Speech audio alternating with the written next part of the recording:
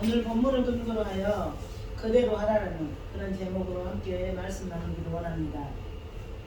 요한복음에는 많은 내용 중에서 7개의 표적이 나옵니다. 표적이.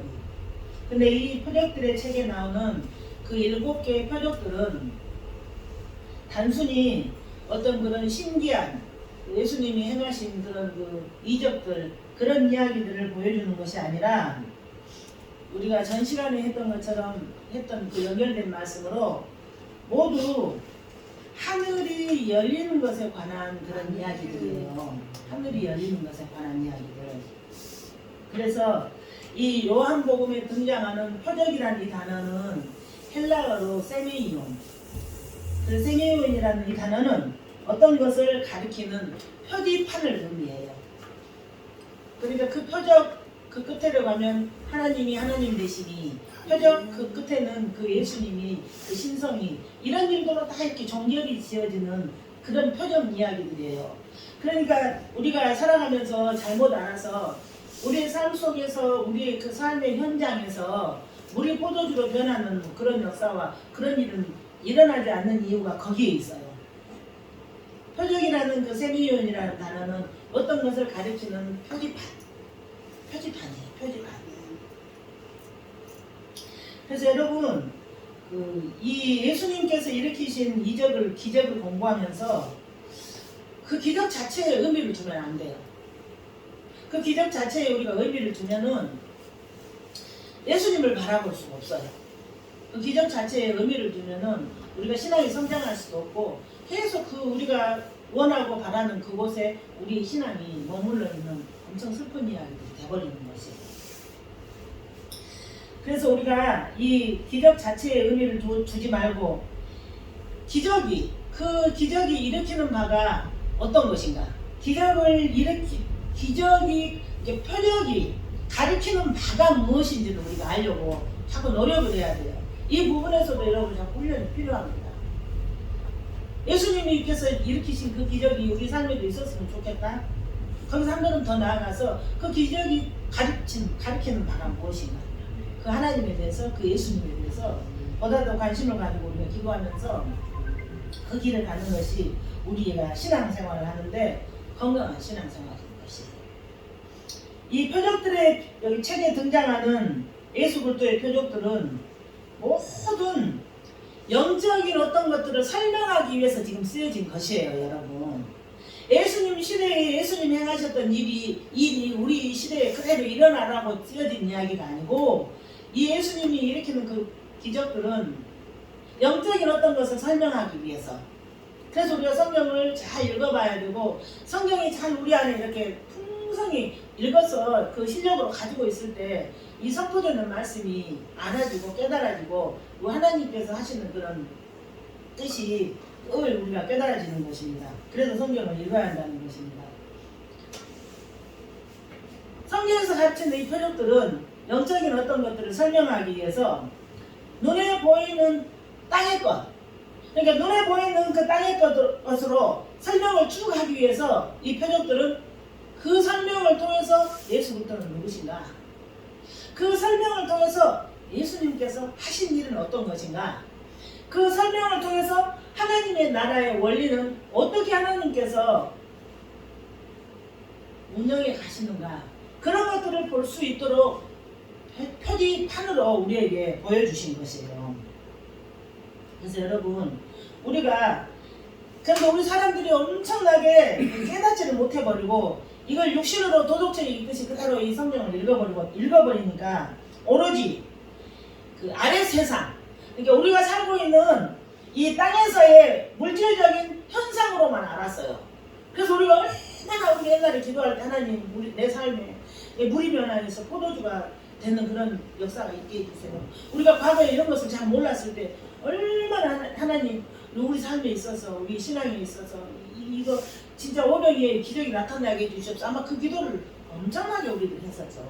이 표적들의 책 이야기. 그런데 공부를 해볼수록 이제 우리의 그 과거의 어린 신앙들이 참 잘못됐었구나. 이게 참 잘 모르면은 신앙의 방향이 설정이 잘못되는 거를 깨닫게 돼요. 그래서 우리가 성경을 반복적으로 읽어야 되고 반복적으로 공부해야 되고 또 이렇게 주의 지체들과 더불어서 함께 이렇게 반복적인 나눔과 교제가 있어야 되는 것이 지금 이런 이유들이에요. 그런데 그 물질적인 현상이 어떠한 영원한 진리를 말하는지를 누가 알려주는 사람도 없었고 깨닫지도 못해서 이 물질적인 그러니까 땅의 것에 그런 하나님께서 행하신 그 일들이 영원한 진리를 말한다는 것을 생각도 못해 연결을 못하고 지금까지 우리가 와버렸다는 이야기예요. 그럼에도 불구하고 지금이라도 하나님께서 우리로 하여금 하나님께서 예수님께서 이 땅에서 행하시는 그 일들이 어떤 것을 가리키는가를 함께 나눌 수 있고 공부할 수 있게 돼서 참으로 감사하게 생각하고 참으로 기쁘게 생각하고 부끄럽지만 미소가 이렇게 나오는 그런 시간입니다. 여러분, 그 요한복음의 이 표적들은 어떤 구조로 이렇게 짜여져 있냐 하면은 표적, 어해, 강해 계속 그 예수님 행하신 그런 표적들에는 이런 현상이 계속 나타나요. 그런 구조를 가지고 있는데 예수님께서 표적을 일으키시면은 유대인들이 그 표적을 우리 방식대로 해석을 해. 우리 이야기예요. 그 이야기가. 그럼 오해를 하는 것이에요. 예수님의 표적을 우리 방식대로 이해를 하고 깨달았다고 해서 오해를 하고 있으면 예수님께서 그 표적이 무엇을 상징하는 것인지를 강의하는 방식으로 그 요한복음에 나오는 표적들은 그런 방식으로 계속 우리로 하여금 이렇게 인도해 나가는 것을 볼 수가 있어요. 그래서 여러분 한번 생각해 보세요.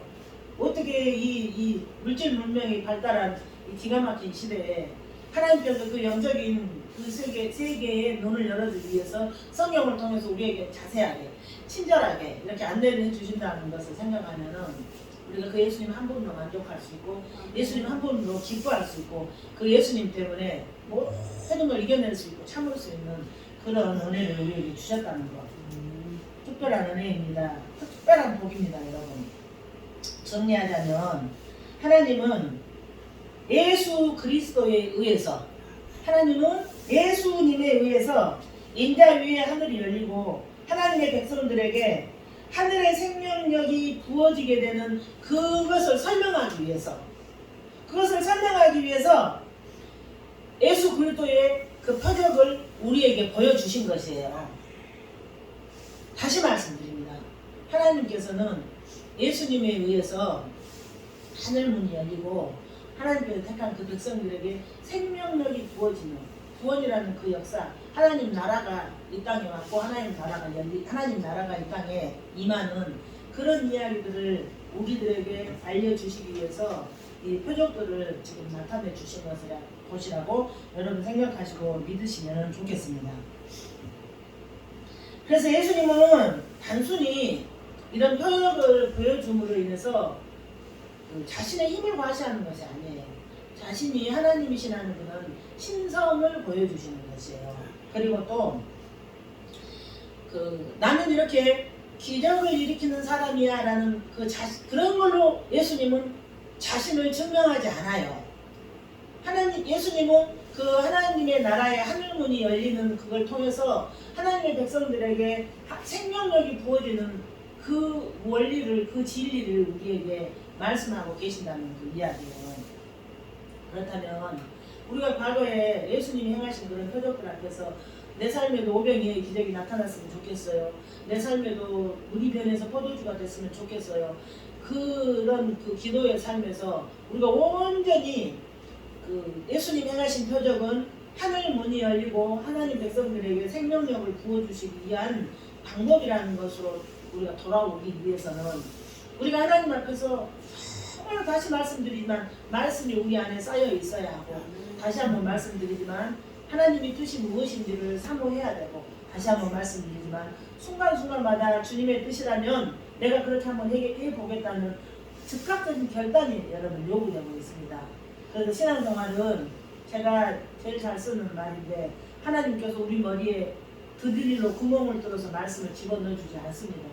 인격이신 그 하나님께서는 우리가 그 말씀을 통해서 하나님을 깊이 알아가고 하나님 자녀로서 하나님의 뜻을 알아서 건강하게 성장해 가는 것을 하나님께서는 바라시고 기다리시고 원하시고 계신다는 것을 여러분 꼭 기억하시기 바랍니다. 그래서 성경에 등장하는 모든 이적들은 예수님은 누구신가? 성경에 등장하는 모든 표적들은 예수님이 하실 일이 무엇인가를 보여주는 것이에요. 그러면 여러분 그 예수님 당시에나 그 초대교회 당시에는 때에는 그 기적이 왜 필요했냐 하면은 이런 일들을 설명해 주는 책이 없었어요. 그리고 이런 일을 이해시켜주고 가르쳐줄 사람이 없었어요. 그때 당시에는. 그런데 이제 우리는 예수 그리스도가 누구신가?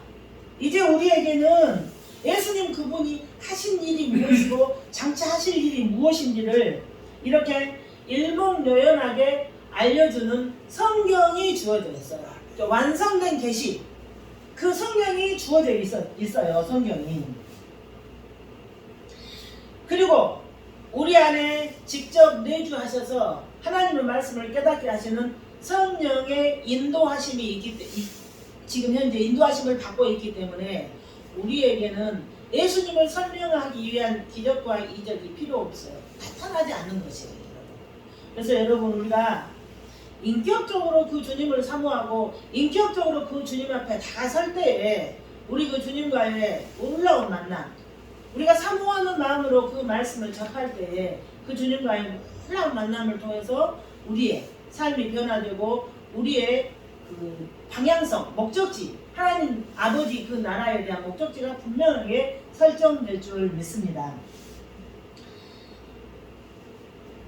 이제 본문은 예수님께서 제자들과 함께 혼인잔치에 참석을 하십니다. 그런데 그 혼인잔치가 한참 무르익을 즈음에 혼인잔치에서 없어서는 안 될 포도주가 떨어졌다고 합니다. 그래서 유대인의 혼인잔치의 풍습은 보통 이렇게 수요일에 시작해서 일주일간 혹은 2주일간 한 달씩도 그 혼인잔치가 열려진다고 합니다. 그래서 혼인이 준비되면 늘 그 포도주는 넉넉하게 충분하게 이렇게 준비되어져야 된다고 하는데, 그런데 그 중요한 포도주가 떨어져 버렸어요. 이 이스라엘 예수님이 당시에 그 포도주가 의미하는 것은 뭐냐 하면은 지금 우리가 생각하는 뭐 달달한 와인 같은 아마 그런 것이 아니었다고 합니다. 포도주는 상징적으로 하나님께서 그 백성에게 기쁨으로 그 백성에게 즐거움을 상징하는 그런 걸로 주어진 것이라고 그래요. 그런데 그 포도주가 떨어졌어요. 그래서 마리아는 그 예수님한테 기쁨과 즐거움의 상징인 포도주가 떨어졌다고 이야기를 해요. 그런데 그 예수님이 이제 황당한 대답을 하셔요. 그런 마리아에게 여자여 그게 나와 무슨 상관이 있느냐고 그렇게 대답하는 것이에요. 근데 이제 이게 그 우리나라 성경 그 번역본의 이렇게 최고의 취약점인 한 부분이에요. 여자여 그 이야기는 우리가 말하는 이 여자가 이런 의미가 아니고 그런 의미가 아니고 그 귀네라는 헬라어 원어로서 굉장히 존칭하는 가장 사랑하는 사람에게 최고의 그 대우를 해서 불러주는 아주 그런 단어예요. 그래서 그리스에서는 왕이 왕후를 부를 때 귀네 이렇게 불렀다고 그래요. 그리고 또 혹 자기 아내를 사랑해서 부를 때 사용된 최고의 존칭어가 이 귀네였어요. 그래서 우리가 이 의미를 몰랐을 때는 무슨 예수님이 자기 어머니에게 여자요 좀 이렇게 너무 하대하는 것 같은 그런 이렇게 우리가 이해를 했는데 귀네 최고의 존칭어로 불렀던 것이에요. 그 어머니가 말씀하셨던 것이에요. 따라서 이 말은 무한한 사랑을 내포하는 존경어, 엄청난 사랑을 내포하는 존칭어, 호칭으로 후에 예수님께서 이 말을 또 하세요. 이 똑같은 단어를 또 사용하시는데 예수님께서 십자가상에서 모친 마리아를 부를 때 요한복음 19장 26절에 귀인의 또 이 어머니를 이렇게 또 불러요.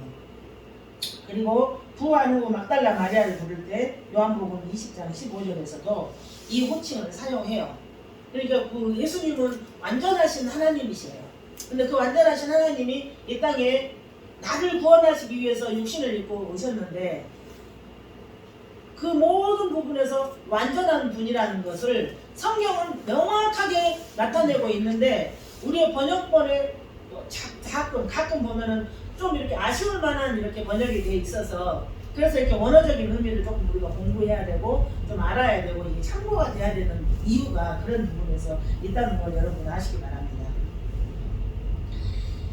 예수님은 그 공생애를 시작하신 예수님은 그 인간들의 욕구에 의해서 행동하시는 것이 아니에요.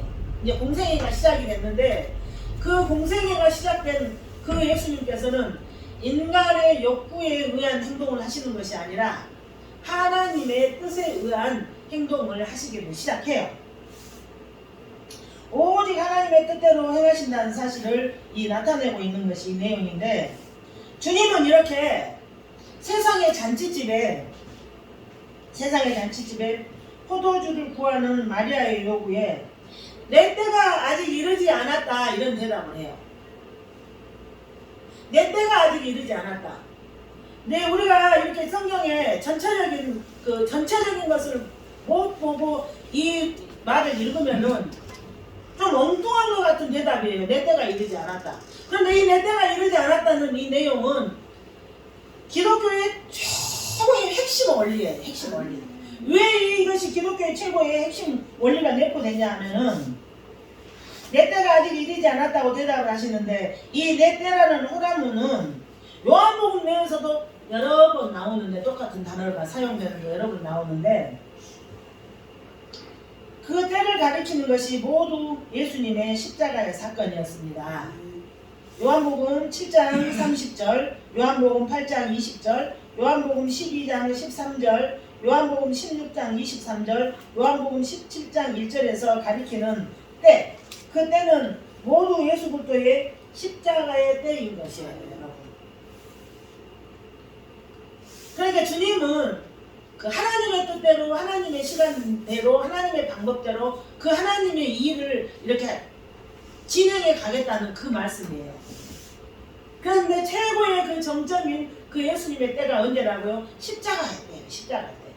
그래서 우리가 요한복음을 촘촘히 공부해 가야 될 이유가 예수님에 대해서 좀 이렇게 정확하게 근접하게 좀 알아보고 깊이 있게 좀 교제하고 깊이 있는 좀 상식과 깊이 있는 그런 동행을 하고 싶어서 요한복음을 이렇게 조금씩 단락을 잘라서 제가 설교를 하는 것이에요.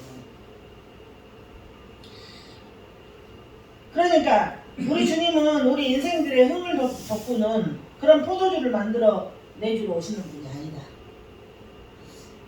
예수님께서는 십자가를 지심으로 우리의 죄를 해결하러 오신 분이다. 그러니까 내 때가 아직 이르지 않았다는 주님의 대답 속에 그 모든 것들이 내포되어 있는 것이에요. 모든 것들이 내포되어 있는 것이에요.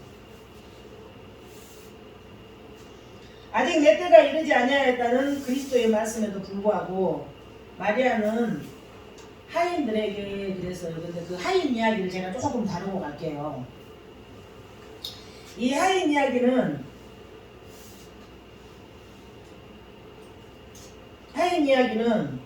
그 혼인식의 일을 돕는 자들인데 디아코노스라는 그런 단어를 사용했어요. 그러니까 무슨 얘기냐면은 그 집에 애속된 노예가 아니라는 이야기예요. 이 마리아가 하인들에게 이르시되 너희에게 무슨 말씀을 하시든지 그대로 하라 하니라 그랬는데 애속된 노예가 아닌데 한편 그리스도의 승천 이후 교회가 설립된 이후에는 그리스도의 일꾼으로 부름받은 사도들을 나타낼 때에 이 단어를 썼어요. 디아코노스. 그리고 또 하나님 나라 확장을 위해서 자발적으로 봉사하는 교회의 지도자들을 가리킬 때 이 디아코노스라는 이야기를 썼어요. 그러니까 그 하나님 나라의 일에 있어서 자발적으로 나와서 봉사하는 우리 모두가 하나님 앞에서 디아코노스인 것이에요. 그러니까 그들에게 이제 그분께서 너희에게 무슨 말씀을 하든지 그대로 하라고 지시를 해요. 그런 사람들에게. 그러니까 자발적으로 주의 일에 참여해서 그 일을 할 수 있는 사람들이라면 얼마나 열정이 있고 지혜가 있고 얼마나 순종적인 그런 바르는 믿음이 있었겠습니다.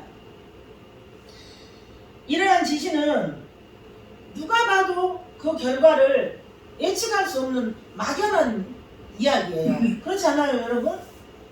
아무 어떤 그 뭐가 주어진 것이 없는 그 상태에서 주님께서 뭐라고 말씀하시든지 그대로만 하라고 이 마리아가 말을 하는데 그 결과에 대해서 예측할 수 없죠. 그 결과에 대해서 막연합니다. 또 불확실한 지시였어요. 우리가 봐도 누가 봐도 상황이 보여줘도 불확실한 지시였는데 그러나 그들은 마리아의 지시에 따라 그리스도의 그 분부를 받습니다. 그러니까 성경에서 하나님께서 이 디아코노스들이 하는 그런 일들은 이런 여러 가지 의미와 함께 순종적인 모습을 그냥 그 행동에서 이렇게 나타날 수 있게 성경은 이야기를 하고 있는 것이에요. 그리스도의 분부를 받기 위하여 그분께로 나아갔다. 이어 그리스도께서 그들에게 각 항아리에 물을 아구까지 채우라고 분부하실 때에도 이에 대해서 까닭은 모르지만 하인 그 디아코노스들은 아무 불평도 하지 않고 즉각적으로 순종을 해요. 제가 그래서 여기서 참 많은 것을 생각하게 됐어요. 내가 목사라고 하면서 도대체 현실적으로 이해되지 않는 일들에 대해서 즉각적으로 순종할 수 있는 마음을 나는 가져본 적이 있는가. 하나님이 하나님의 때에 하나님의 방법으로 하시겠지 아멘 하면서 나아가보지 못했던 제 자신을 발견하게 됐어요. 디아코노스이고 싶고 아무 상황도 아무 결과도 예측할 수 없을 때 즉각적인 순종으로 갈 수 없었고 그러니까 얼마나 언밸런스한 그런 이 자리에서 갈등이 많았었는가 하나님 앞에서 얼마나 불쌍했는가 그런 제 자신을 돌아보게 됐습니다. 그런데 여러분 그들이 아무 불평도 하지 않고 즉각적으로 준행을 하는데 그들의 즉각적인 순종 결과로 물이 포도주로 변하는 첫 번째 표적이 행하여집니다. 그러니까 우리의 삶 가운데 왜 기적이 일어나지 않는가?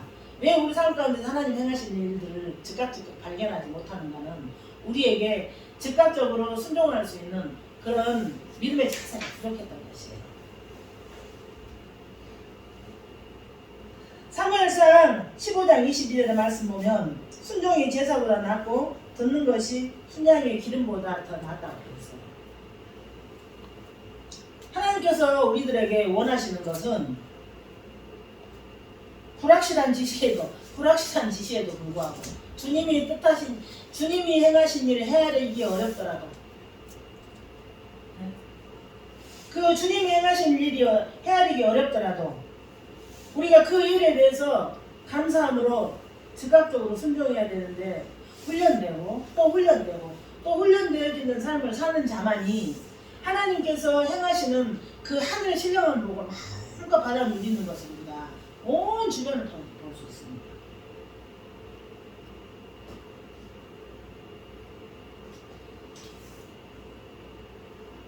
마리아가 너희에게 무슨 말씀을 하든지 그대로 하라.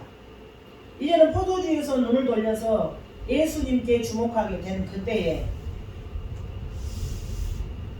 하나님의 영광이 나타나게 된 것이에요. 우리는 주님의 말씀을 반드시 제대로 들어야 합니다. 주님의 말씀 그대로 순종하기를 우리는 즉각 순종하기를 날마다 훈련해야 합니다. 주님의 뜻이라면 삶을 들여 충성해야겠다는 매 순간에 그런 결단이 하나님으로부터 우리에게 요구되고 있습니다.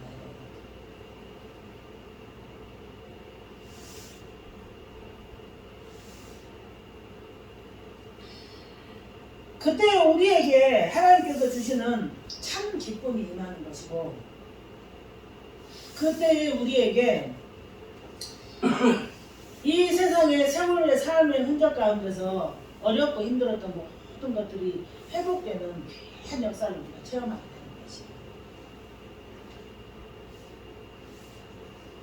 그리고 우리가 매 순간 내 삶을 들여 충성하겠다는 매 순간의 그 결단이 우리에게 있기만 하면은 주님의 영광의 빛이 어떤 건가를 내 눈으로 볼 수 있는 그런 영적인 상태에 이르게 됩니다. 그리고 그때에 여러분의 삶 속에 하나님의 성품과 그런 인격이 새록새록 자라나게 된다는 것이에요. 하나님께서 우리에게 복을 주시는 방법은 우리가 원하는 방식이 아니에요. 성경에 제대로 이렇게 모든 매뉴얼대로 이게 하나님께서 주시고 나서 나는 그걸 통해서 일하겠다는 것이에요. 그대로 할 때 나는 그걸 통해서 너를 세계 만민 위에 태어난 그 복을 주시겠다는 것이에요. 그런데 복은 받고 싶고 하나님 뜻대로 못 살아내는 그런 이 슬픈 현실 앞에서 날마다 결단해야 돼요. 주의 말씀이라면, 주의 말씀하시면, 주님의 뜻이라면. 그래서 나 혼자서 우리 집에서 이것이 안 되니까 이 교회라는 예배 공동체를 통해서, 수요 예배를 통해서, 금요 기도회를 통해서, 주일을 통해서 이렇게 서로 말씀이 선포되고 그 말씀이 마음판에 우리가 새겨지고 그리스도의 믿음의 장성한 분량까지 성장해 나가는 이런 지혜도를 하나님께서 멋있게 주시는 건 아니십니다.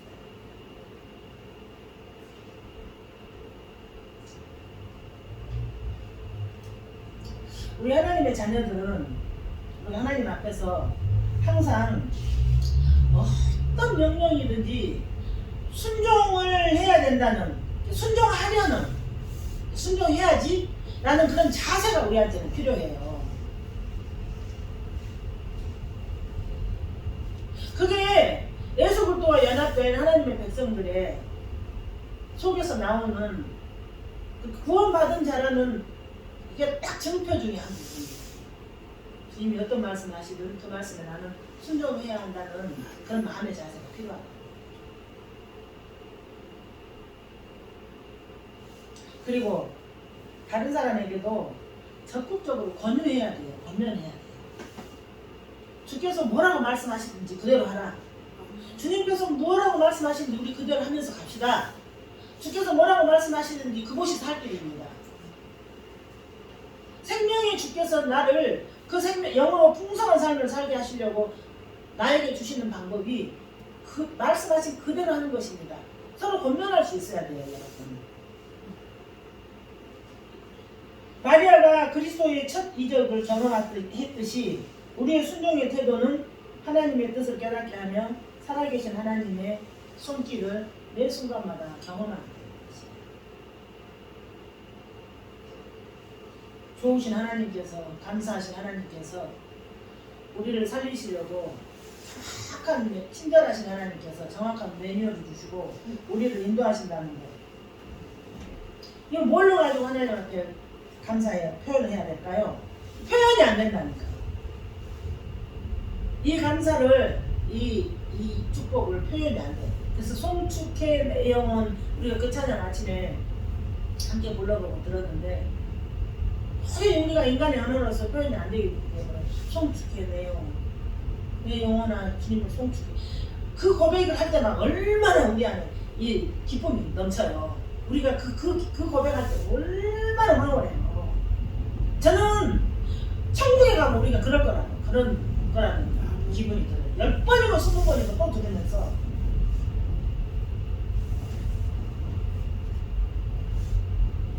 여러분, 내 인생을 즐겁게 하는 그런 포도주를 위해서 주님을 찾는 그런 사람들이어서 안 돼요. 만약에 내 인생에 그런 포도주를 위해서 주님을 찾는 사람들이 되면은 그런 사람은 그 포도주가 채워졌을 때에도 또 주님을 역시 찾을까요? 그렇지 않아요. 하나님의 백성들은 그 풍성한 그 생명의 그 주님, 그 풍성히 주시는 그 하나님의 그 은혜, 이 땅에서 경험할 수 있는 그런 그 천국의 은혜를 우리가 사모하고 구하는 것은 다른 곳에도 없어요. 하나님 말씀 속에 있고 순종 속에 있고 헌신 속에만 있어요. 그래서 예수 안 믿는 사람들도 막 구제를 하는 이유가 그럴 때 제일 기쁘답니다. 예수 믿지 않고도 구제 많이 하는 분들 계시잖아요. 그분들이 인터뷰를 보면은 너무너무 기쁘답니다. 그거 하물며 우리는 예수 그리스도와 연합된 하나님의 백성들 아닙니까? 그 주님 뜻대로 살고 싶어서, 주님의 말씀대로 살고 싶어서, 주님이 말씀하시는 그대로 하고 싶어서, 표현하고 싶은데 표현할 방법이 없어서 내 영혼 주님을 송축해. 그 광대하신 그 주님을 송축하는 그때 우리 얼마나 우리 기쁨과 은혜와 소망이 넘칩니다. 예수님을 믿는다는 사람들의 인생의 목적이 인생의 행복을 구하는 것이라면, 잘 들어보세요. 우리가 예수님 믿는 목적이 복 받는 것이었을 때 복도 못 받았고 신앙도 성장하지 못했어요. 우리 신앙의 목적이 복이 받고 싶어서, 돈을 좀 가지고 싶어서, 명예를 좀 얻고 싶어서 열심히 구하러 다녔을 때 그런 건 하나도 받지도 못했고 신앙도 성장하지 못했어요. 만약에 그리함에도 불구하고 행복을 구하러 왔는데 행복이 주어졌을 때, 그때도 과연 그들에게 주님이 필요했겠습니까? 그러니까 여러분, 신앙생활 한다고 교회 와가지고 열심히 하다가 자기가 원하는 것보다 훨씬 더 많은 물질을 얻거나 자기가 원하는 것보다 훨씬 많은 어떤 그런 명예를 얻거나, 그런 사람들이 다 교회를 떠났는데 이유가 이거예요. 나는 돈을 위해서 교회 왔는데 돈 벌었어? 아, 됐어, 빠이빠이. 그리고 멀어지는 것이에요. 인간의 탐욕이라는 것이 끝이 없어요. 그래서 자신의 삶의 포도주를 위해서 예수님 이름을 부르고 있는 것 뿐인 사람들이 너무너무 많은 것이에요. 인간들의 각 개인의 탐욕 때문에 예수님의 이름을 부르고 있는 사람들이 너무너무 많다고. 예수님의 생명을 구하지 않기 때문에, 하나님 나라를 구하지 않기 때문에, 나에게 내가 원했던 것들이 채워지면 그렇게 힘을 추구했는데 그 힘이 주어지면 자칭 그리스도인들이 자기들의 삶에 물질이 채워주고 과학 문명의 발달로 평안한 삶이 찾아오게 되면 주님을 밀어내기 시작해요. 귀찮은 존재가 되는 것이에요. 이렇게 하지 마라, 이렇게 하지 마라, 이렇게 해야 된다. 계속 말씀은 두 가지밖에 안 하거든요. 나는 내가 원하는 물질을 주어졌어. 하나님은 그 물질을 가지고 주의 나라를 위해서 쓰라고 그래요. 얼마나 갈등이 생기겠어요. 나는 그 물질을, 내가 얻어진 그 물질을 가지고 내 자신의 배를 위해서 살고 싶은데, 성경은 자꾸만 하나님 나라 확장을 위해서 써라, 죽어가는 그 영혼들 살리는 데 써라. 그게 갈등 가운데서 슬며시 부자 청년처럼 멀어지게 되는 거죠. 교회 내에서. 그 명백한 증거가 뭐예요?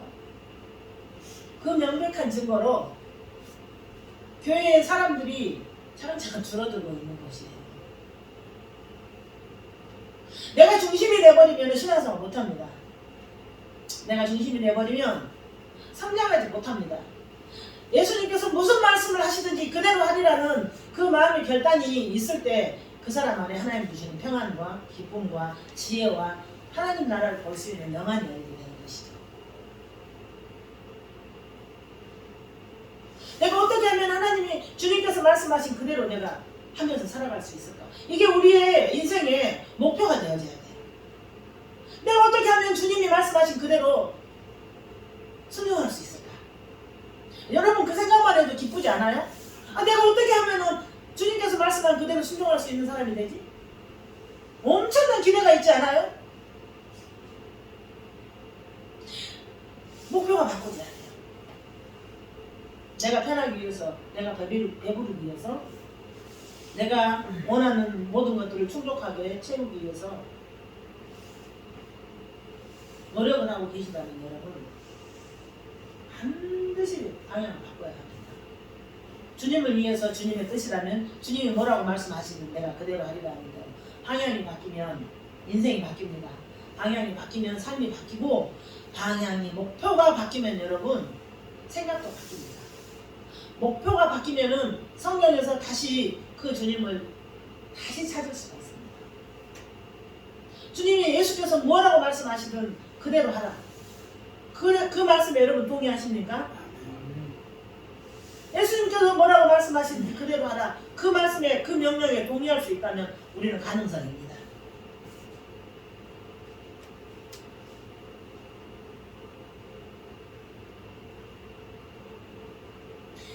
계속 예배당에 나오는 사람들이 줄어들고 있어요. 계속 교회마다 어렵다고 해요. 작은 교회들이. 특히 우리 교회처럼 예수님 십자가 이야기하고 죄 이야기하고 이런 교회들이 다 어렵다고 해요. 괜찮아요. 어려워도 어려운 가운데서 우리가 더 성장할 수 있다면 괜찮아요.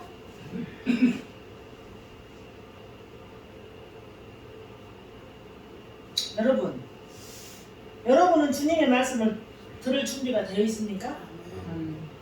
예수님께서 무슨 말씀을 하시는지 그대로 하라 하는 그런 주님의 말씀을 들을 준비가 되어 있습니까? 만일 여러분이 예수님을 믿는다고 하면서 아직까지 세상의 포도주에만 관심을 두고 계시다면 여러분은 예수님을 믿으면서도 늘 부족한 삶을 살아요. 늘 초조한 삶을 살 수밖에 없어요. 아직도 세상에 내가 원하는 어떤 것을 구한다면, 아직도 세상에 어떤 다른 것을 구한다면, 다른 곳에서 그런 기쁨을 얻으려고 여러분 한다면은 여러분들 마음 가운데는 주님이 주시는 이 놀라운 광대하신 은혜와 기쁨을 맛볼 수가 없어요. 예수님께서 무슨 말씀을 하시는지 그대로 하라에 대한 그 말씀을 들을 준비가 있는 여러분이라면 오늘 이 시간부터 방향을 바꿔야 해요. 내가 누구길래 내가 예수님이 하신 말씀을 그대로 하고자 하는 자리에 나를 두셨어? 내가 누구길래 나 같은 죄인을 네? 우리가 하나님 은혜를 깨달으면 걷는 것도 죄요, 숨 쉬는 것도 죄요, 말하는 것도 죄요, 만지는 것도 죄요. 다 죄들아니까요. 다 이런 죄인을 무슨 이유로 하나님 날 만세전에 택하셔서 사랑하셔서 예수님이 무슨 말씀을 하시든지 그대로 하라는 그 자리에 우리를 두셨냐고. 은혜입니다. 축복입니다. 감사입니다. 기적입니다. 이 말로는 도저히 표현할 수 없는 특별한 은총입니다. 여러분, 주님의 말씀을 들으십시오. 이 세상의 포도주를 즉각 포기하고 예수님께서 십자가를 위해서 흘리신 그 피를 마셔야 합니다. 그 피만이 우리를 정결케 하고 그 말씀만이 우리를 정결케 하고 그 말씀만이 우리를 하나님께서 허락하신 바른 길을 갈 수 있도록 인도하시는 것입니다. 우리가 주님의 말씀을 듣고 이 세상의 포도주를 즉각 포기하고 우리가 주님의 피를 마시면 그때 우리는 진리 안에서 자유롭게 됩니다. 그때 우리는 하나님께서 주시는 그 은혜가 무엇인지를 눈으로 보게 됩니다. 이 세상에 내가 원하는 그 모든 것들을 즉각 여러분들이 포기할 때에 여러분들은 그 순간이 또 다른 신앙생활의 출발점이 될 수 있습니다. 2023년도에 지금 우리가 40년 기간 동안에 다 각자 시간을 정해서 함께 기도를 하고 교회가 나아가고 있는데 이것이 얼마나 하나님께서 우리에게 주는 특권이라는 것을 여러분 생각하시고 그 특권을 활용하셨으면 좋겠습니다. 나 같은 죄인을 하나님께서 얼마나 무슨 근거로 날마다 시간을 정해서 함께 예수 그리스도의 그 이름으로 세상의 포도주를 버리게 하기 위해서 주님의 뜻대로 살기 위해서 예수님께서 무슨 말씀을 하시든지 그대로 살고 싶은 그 마음, 그 방향으로 인도하시기 위해서 우리를 기도의 자리에 부르셨다는 말씀이죠. 사순절 기간입니다.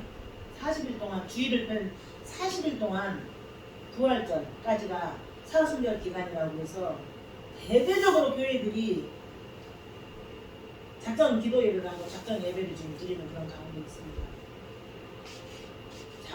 모두가 자기 자신들을 전배하십시오. 부활주의를 기쁨과 감사함과 커다란 은혜로 맞이할 그 마음의 준비를 하십시오. 우리가 기도하면 기도할수록 우리가 하나님 뜻대로 살려고 하면 살려고 할수록 강해 큽니다. 공격 큽니다. 힘듭니다. 어렵습니다. 그러나 눈물로 씨를 뿌리는 자는 기쁨으로 그 단을 거두리라고 하나님께서 약속을 우리에게 말씀하셨습니다. 순복음 지리교회 예배공동체 여러분, 성경이 마리아가 예수님께서 무슨 말씀을 하든지 그대로 하라는 그 말씀에 순종하기를 마음 가운데 결단하고 즉각 순종하기를 마음 가운데 결단하고 또 한 주간을 시작하는 귀한 저와 여러분이 되기를 예수 그리스도 이름으로 축복합니다.